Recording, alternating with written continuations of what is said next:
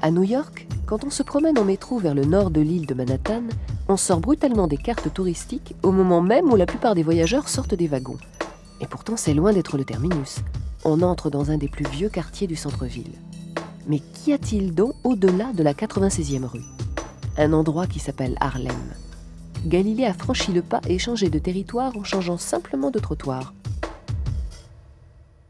Cette rue représente une grande rupture dans le quartier. La raison principale, c'est à cause des banques. Les banques investissent de ce côté de la rue. De l'autre côté, elles investissent 30 fois moins d'argent. C'est pour ça qu'on appelle cet endroit le mur de Berlin de l'argent. À New York, la 96e rue marque une frontière nette entre deux mondes. Au nord, c'est le quartier défavorisé de Harlem.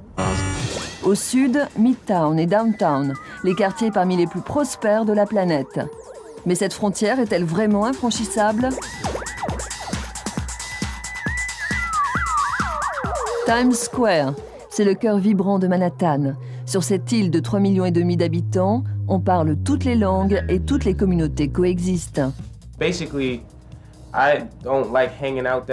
J'aime pas trop aller à Downtown, parce que les gens me regardent de travers.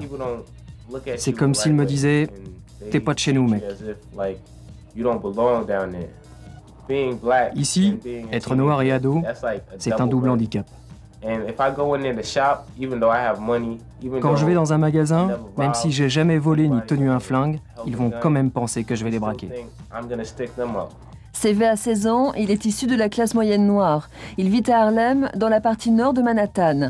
Avec le métro express, il mettra une quarantaine de minutes pour remonter la centaine de rues qui le séparent de chez lui.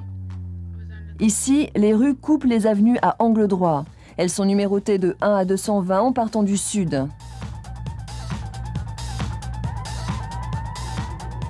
La station de métro 96e rue n'est pas une station comme les autres. Les rames se vident de la plupart de leurs passagers. La 96e rue, c'est là que commence mon quartier. Mon coin, c'est entre la 96e et la 145e. Je vais pas souvent plus bas que la 96e. J'ai rien à y faire, à part pour acheter des fringues.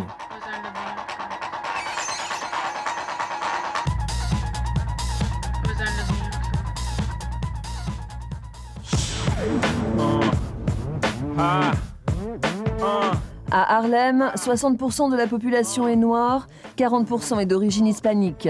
C'est un des quartiers les plus pauvres des États-Unis. Près de la moitié des habitants vivent grâce à l'aide publique, comme si la prospérité de New York n'avait pas franchi la 96e rue.